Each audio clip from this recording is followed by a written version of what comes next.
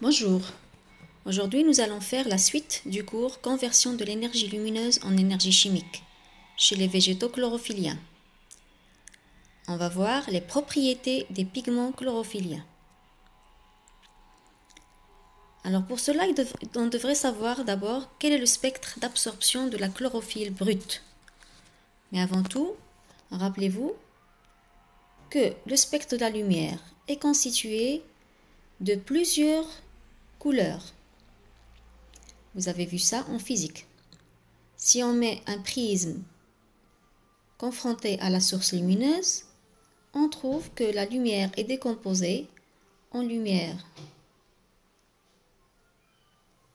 de couleurs allant du violet vers le rouge, ce qui correspond à une longueur d'onde allant de 400 jusqu'à 700 nanomètres, ce qui correspond aux radiations visibles.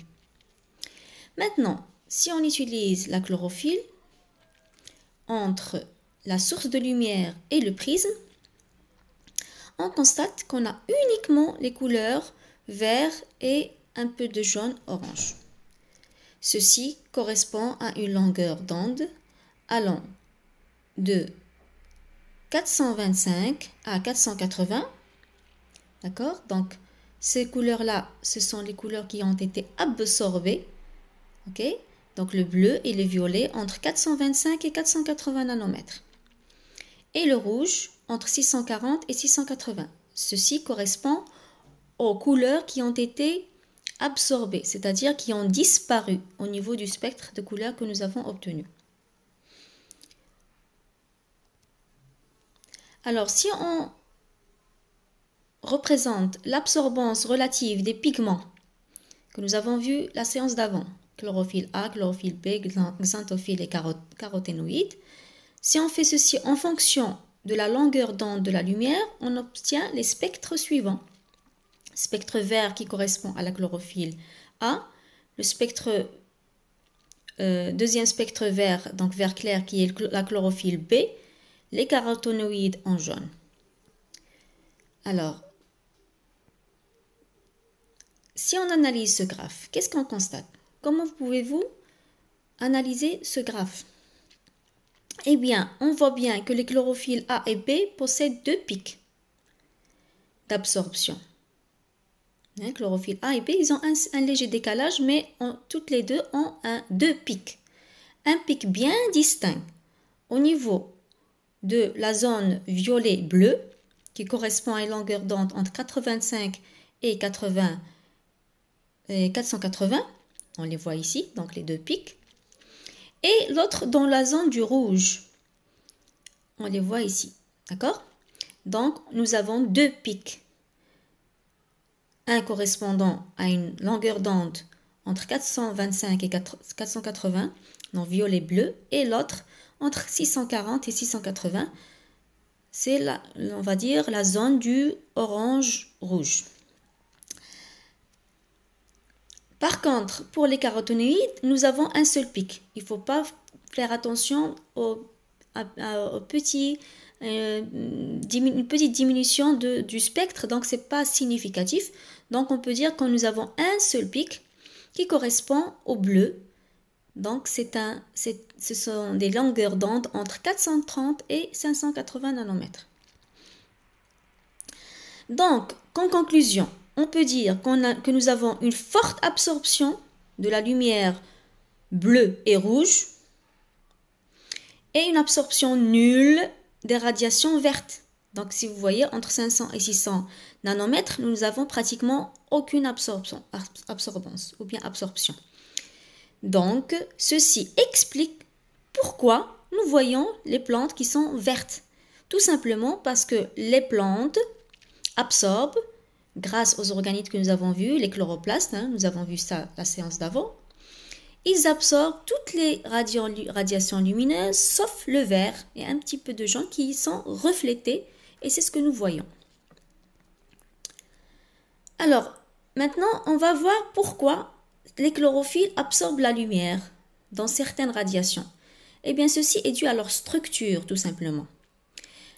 Par exemple, ici, vous avez les chlorophylles A et B, donc nous avons juste une légère différence entre A et B. Mais le schéma général de la structure des chlorophylles, donc ils ont tous les deux un noyau tétrapyrolique. Tétrapyrolique, ça veut dire pyrrole, hein, des fonctions pyrrole, et estérifié avec un alcool, les OH. Hein, d'accord? Alors, et ils ont une très longue chaîne. Alors, dans la membrane des thylakoïdes, les chlorophylles sont associés à des protéines qui forment des complexes protéines-pigments. Donc, nous avons le complexe protéine. Donc, nous n'avons pas que cette structure, mais avec cette structure, nous avons aussi une protéine. Donc, c'est ce que nous allons voir dans les cours qui suivent. Alors, ce qu'il faut retenir ici, surtout que vous avez des liaisons, doubles liaisons, ou bien une alternance entre double liaison et simple liaison, double liaison, simple liaison. Et c'est ceci qui confère à la chlorophylle la propriété d'absorber la lumière. Bien sûr, ça c'est une partie juste pour vous expliquer pourquoi les chlorophylles absorbent, même si ce n'est pas intégré dans le programme, mais il faut d'abord bien sûr comprendre pourquoi la chlorophylle absorbe et pourquoi les caroténoïdes aussi absorbent. Alors, c'est ce que nous allons voir ici.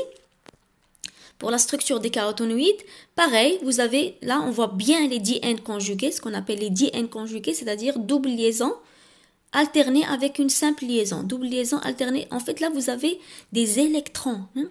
Il y a des électrons qui oscillent, qui bougent en quelque sorte, qui sont en mouvement dans cette zone où il y a les doubles liaisons alternées avec la simple liaison. Et c'est ça, ces électrons qui absorbent de la lumière. Alors,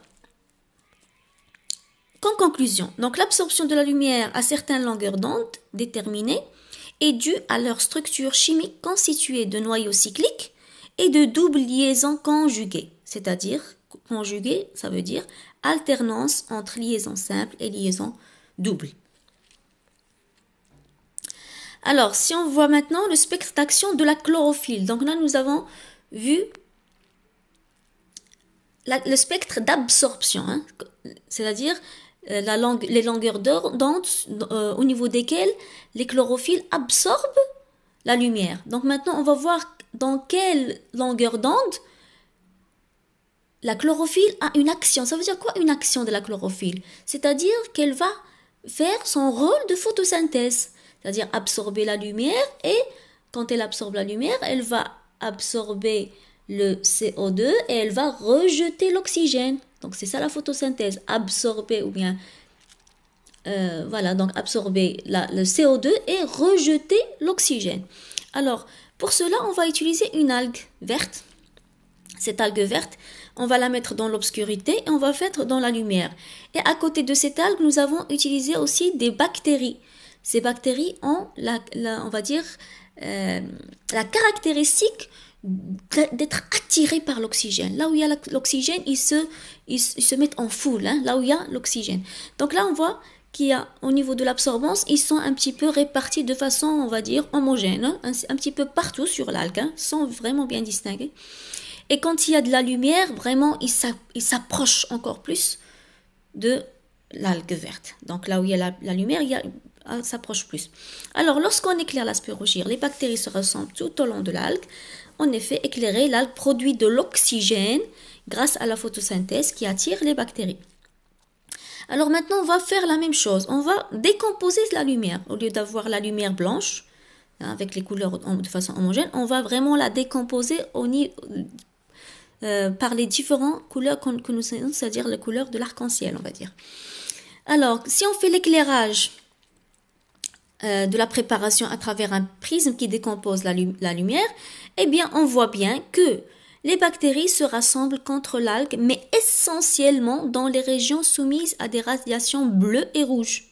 Donc, si vous voyez le bleu et le rouge, c'est là où on a une condensation des bactéries vraiment qui se forment en foule.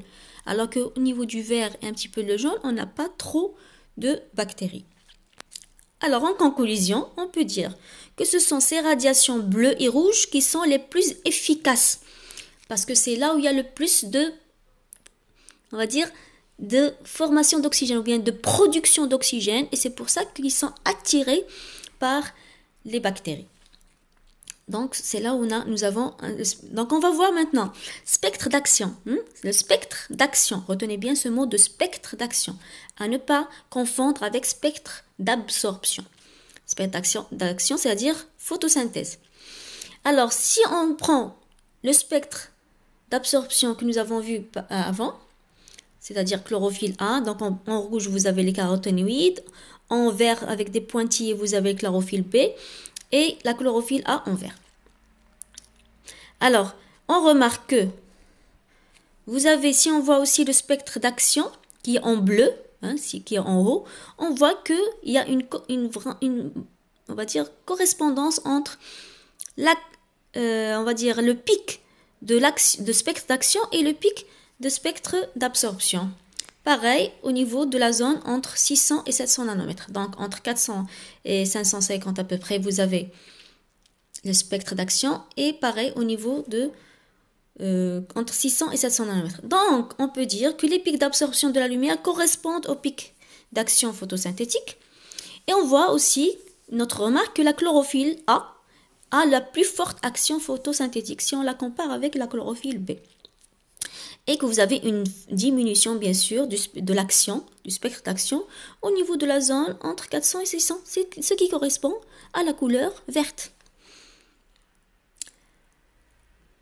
Voilà, ainsi, nous pourrons conclure finalement que les pigments chlorophylliens, et principalement la chlorophylle A, absorbent l'énergie des photons de certaines longueurs d'onde et l'utilisent pour réaliser la photosynthèse. La séance prochaine, nous allons voir la photosynthèse et les étapes de façon un peu plus détaillée. Donc, je vais vous donner juste un exercice avant et après, on va voir la suite du cours, les séances prochaines. À bientôt.